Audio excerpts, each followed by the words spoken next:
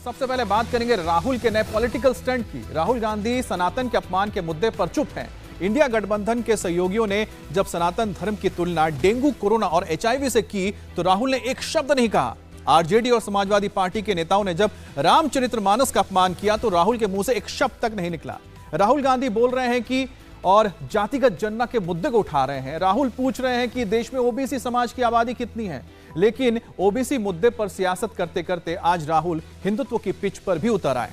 राहुल गांधी ने ट्वीट करके सत्यम शिवम सुंदरम नाम से एक लंबा पोस्ट किया है। इस पोस्ट में राहुल ने हिंदू होने के मायने बताए हैं। राहुल गांधी ने कहा कि निर्बल की रक्षा करना ही हिंदू का धर्म है और जो सभी प्राणियों से प्रेम करे, सभी का आदर करे, वही हिंदू है। तो राहुल गांधी पहले जातीय जनगणना, उसके बाद फिर ओबीसी और अब सत्यम शिवम सुंदरम कह लिखते हुए हिंदू धर्म के मायने बता रहे हैं। लेकिन जब उन्हीं के सहयोगी सनातन धर्म को लेकर वादे करते हैं, बयान देते हैं और रामचरितमानस पर सवाल उठाते हैं, तब राहुल गांधी के ऊपर कोई भी असर नहीं होता है। राहुल के इस ट्वीट के सियासी मायने समझिए। अगले 2 महीने में हम आपको 5 राज्यों में विधानसभा जो होने जा रही है उसको लेकर बात करेंगे, लेकिन पहले सत्यम शिवम और सुंदरम की बात करते हैं। सत्यम शिवम सुंदरम हिंदू शब्द का यहां पर प्रयोग किया गया है और यही वो एक लंबा चौड़ा पोस्ट है जो राहुल गांधी ने किया है। कल्पना कीजिए कि किस तरह से राहुल गांधी अब धीरे धीरे हिंदुत्व के पिच पर उतर रहे हैं। और जब ये लंबा पोस्ट उन्होंने किया तो इस पोस्ट का आप लब्बो लुआब ये समझिए कि उनका कहना है कि जो हिंदू धर्म और हिंदू शब्द का इस्तेमाल करके राहुल गांधी अब कहां आ रहे हैं। राहुल गांधी अब हिंदुत्व के पिच पर उतर रहे हैं, लेकिन हिंदुत्व के पिच पर उतरने के साथ साथ राहुल गांधी, आप ये समझिए कि राहुल गांधी जब उनके सहयोगी हिंदुत्व को लेकर बयानबाजी करते हैं, चाहे वो आरजेडी के नेता हो, चाहे वो डीएमके के मंत्री हो, स्टालिन के बेटे हो उदयनिधि स्टालिन, जिन्होंने तो सनातन धर्म पर इतना बड़ा सवाल उठा दिया, कार्ति चिदंबरम हो जो कि खुद कांग्रेस के हैं, जब वो हिंदुत्व धर्म को लेकर या फिर सनातन धर्म को लेकर, रामचरितमानस को लेकर कई बयान देते हैं और ऐसे बयान देते हैं जिसको अगर आप सुनेंगे तो आपका भी लगेगा कि क्या ऐसे वाकये में कोई नेता बयानबाजी कर सकते हैं, क्योंकि उससे क्या उन करोड़ों लोगों को आघात नहीं पहुंचता है जिनके लिए हिंदुत्व, रामचरितमानस ये उनके जिंदगी का हिस्सा है। लेकिन बहरहाल राहुल गांधी इस पोस्ट के जरिए क्या करने की कोशिश कर रहे बताते हैं।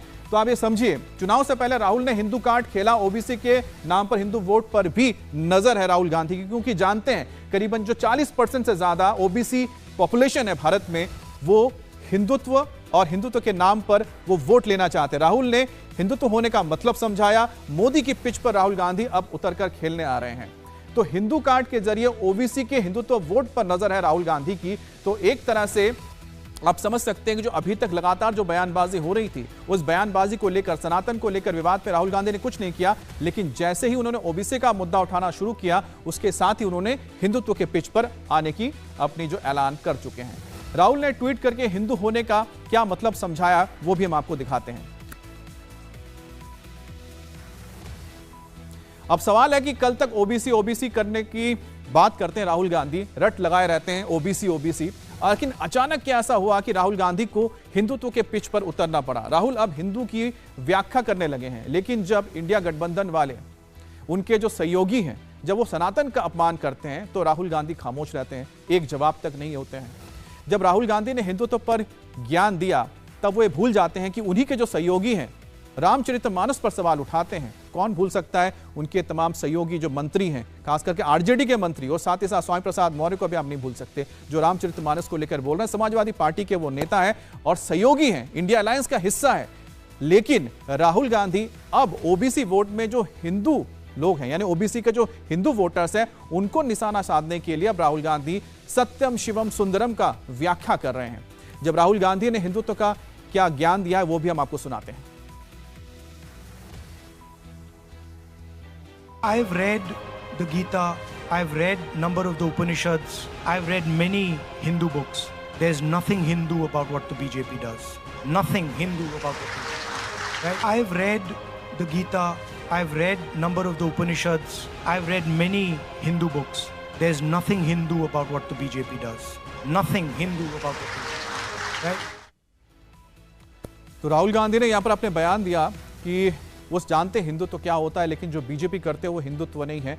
तो हिंदुत्व क्या है, राहुल गांधी ने आज उसका एक बखान किया है। और हमारे साथ मनिंदर सिंह सिरसा जी जुड़ गए हैं, उनसे हम सीधे बात करते हैं। बीजेपी के नेता भी हैं मनिंदर जी, और साथ ही आपने सुना होगा कि किस तरह से राहुल गांधी लगातार सनातन को लेकर, हिंदुत्व को लेकर तो अपनी बात रखते रहते हैं, लेकिन आज उन्होंने एक लंबा चौड़ा पोस्ट किया है और उसमें उन्होंने सत्यम शिवम सुंदरम लिखते हुए एक बड़ा पोस्ट करते हुए हिंदू और हिंदू होने का मायने समझाया है। अब सबसे बड़ा सवाल तो यह है कि राहुल गांधी हम भी नहीं समझ पाते हैं, जब सनातन को लेकर, रामचरितमानस को लेकर उनके सहयोगी दलों के नेता, उनके पार्टी के नेता जब सवाल उठाते हैं तो एक शब्द नहीं निकलता है। लेकिन आज ऐसी क्या जरूरत आन पड़ी है कि उनको एक लंबा चौड़ा पोस्ट डालना पड़ा है जिसमें हिंदू शब्द का बार बार इस्तेमाल हुआ है? देखिए, पहली बात तो मुझे लगता है कि जिस तरह का देश को रंग देने की कोशिश कर रही है कांग्रेस पार्टी और उनके सहयोगी दल, एक तरफ वो बार बार हिंदू धर्म पे हमले करते हैं, चाहे वो अस्तित्व को ही खत्म करने की बात हो, और जैसे आपने कहा चाहे मौर्य हो और भी बहुत सारे लोग, पर मैं उस पर जाता नहीं। मैं तो केवल इतना कहना चाहता हूँ, ऐसा आप आज एजुकेशन के जमाने में, हेल्थ सर्विसेज के जमाने में लोग चांद पे जाने की बात कर रहे हैं। अभी हमारे प्रधानमंत्री जी ने जो चंद्रयान 3 है, हम वहां पहुंचे हैं जो दुनिया नहीं पहुंची, लेकिन आप किस तरीके की लाइन खींचने की कोशिश कर रहे हैं? बार बार रोज धर्म धर्म धर्म धर्म, ये ठीक है, ये हिंदू कभी गलत है, फिर अगले दिन कहते हैं हिंदू ठीक है, फिर अगले दिन कहते हैं हिंदू आइडियोलॉजी गलत है, फिर कहते हैं हिंदू आइडियोलॉजी ये वाली नहीं, ये वाली। आपका पर्पस क्या है? आप क्या किस सोच के साथ आए? पहले आपको समझना है, आप जो मर्जी पढ़ ले, लेकिन आपके ब्लड अंदर पहली बात जो है वो आपके रिलीजन हिंदुज्म नहीं है। ये आपको पहली बात एडमिट करनी होगी। आपने नाम बदले आपके पिताजी के, उनके पिताजी की, वो सारी बातें ठीक हैं, लेकिन आपके ब्लड के अंदर दोनों तरफ से, ना माता जी की तरफ से ना पिताजी की तरफ से, हिंदू धर्म तो आपके अंदर है नहीं है। फिर आप उसके ऊपर इतना ज्ञान क्यों देते हैं? मैं सिख हूँ, ठीक है, मेरा सिख धर्म है, मुझे सिख धर्म की जानकारी भी है, मैं उस पर बोल भी सकता हूँ, ठीक है, बोलना भी चाहिए, लेकिन मैं ज्ञान हिंदू धर्म पे, ईसाई धर्म पे, मुस्लिम पे, मेरे को क्या अधिकार है इनको ज्ञान देने का और ज्ञान बांटने का कि ये वाली बात ऐसे नहीं है, ये वाली बात ऐसे नहीं है? मुझे लगता है राहुल गांधी जी को ये सारा दिन धर्म की बातें, सारा दिन हिंदू, मुसलमान, ईसाई, मोदी, ये करने की बजाय देश के लोगों को ये बताना चाहिए कि मोदी जी चंद्रयान 3 पर आ गए, हम चंद्रयान 4 पर कैसे जाएंगे? उनको ये बताना चाहिए। सिरसा जी, कहीं ऐसा तो नहीं है ओबीसी वोट पर निशाना साध रहे, क्योंकि आजकल ओबीसी भी काफी कर रहे हैं? नहीं, उनका उस सारे देश को कम्युनलिज्म में बांटने की कार्य कर रहे हैं, कम्युनल कर रहे हैं देश को, चाहे ओबीसी हो चाहे ऐसे हो। देखो, प्रधानमंत्री जी का तो एक ही स्लोगन है, सबका साथ, सबका विकास, सबका प्रयास।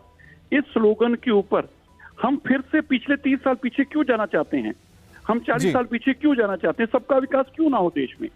ओबीसी का विकास देश में अगर किया है तो मोदी जी ने किया है, पिछड़े वर्ग को अगर आगे लेके आए हैं तो मोदी जी लेके आए हैं, एससी वर्ग को अगर आगे लेके आए तो राष्ट्रपति तक बनाने का काम किया तो मोदी जी ने किया है। मतलब आप समझिए, उन्होंने सबका साथ, सबका विकास आखिरी छोर पर खड़े इंसान की चिंता करी है, लेकिन यहाँ वोटों की चिंता और या धर्म की चिंता और ये इलेक्शन का माहौल भी है। सिरसा साहब, शायद हो सकता है यही वजह कि राहुल गांधी एक बार फिर से उसी पिच पर आए हैं। हालांकि इस पिच पर उतर के उनको कितना फायदा होता है वो तो इलेक्शन में समझ में आएगा। इंडिया टीवी हर वक्त हर जगह डाउनलोड करने के लिए सर्च करें India TV news Google play store या ऐप स्टोर पर।